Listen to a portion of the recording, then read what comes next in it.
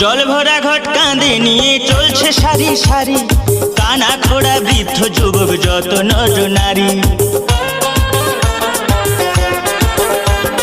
জল ভরা ঘট কাঁধে নিয়ে চলছে সারি সারি, কানা খোড়া বৃদ্ধ যুবক যত নর নারী।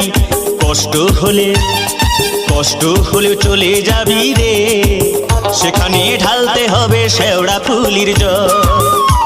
এই কষ্ট হলেও চলে যাবি রে, সেখানে ঢালতে হবে শেওড়া ফুলির জল।